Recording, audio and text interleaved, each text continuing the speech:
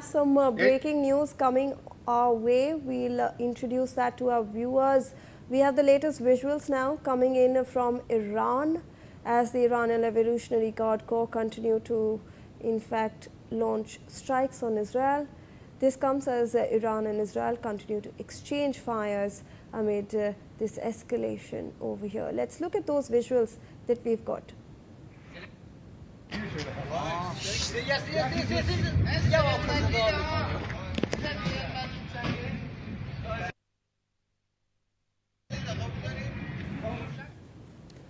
All right, we'll keep breaking those visuals obviously because that's how you'll come to know what is going on at the ground. But let me also introduce another panelist who's joining us on this broadcast, Major General G.G. Dwivedi, who's a global and strategic defense expert. Thank you so much, Major General, for taking out your time and for speaking to NewsX. General, firstly, I want to obviously understand, we've been discussing this since the past 3 months. We see no end to it. Again, an escalation of hostilities we are seeing between Tehran, and we are seeing all these missile salvos that continue to go on despite Washington saying that they're trying for negotiations. Do you believe that negotiations is something that will yield results in this case? Well, Shivani, firstly, thanks for having me on your show. Well, we need to take a broader look as to what exactly is going on. The war is now in the 100th day, and we need to see two sides of the spectrum. One is what exactly is going on the ground, and secondly, what is going on the negotiation table.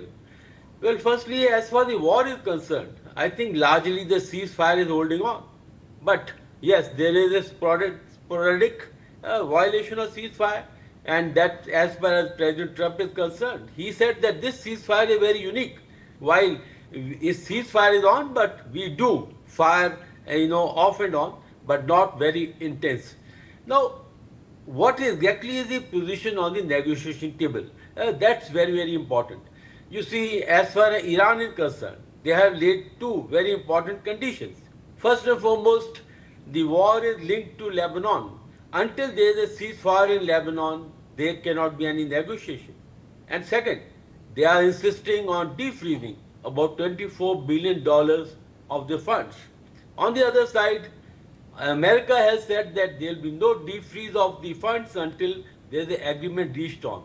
And now we look at the Lebanon front. I think there is definitely a difference of opinion between Prime Minister Netanyahu and President Trump. In fact, President Trump has conveyed in very strong terms that Israel stops his operation in Lebanon. But then, Israel has its own interest because Lebanon poses the direct threat from the northern borders, and Hezbollah has been active on the northern borders not today or yesterday, but since 1982.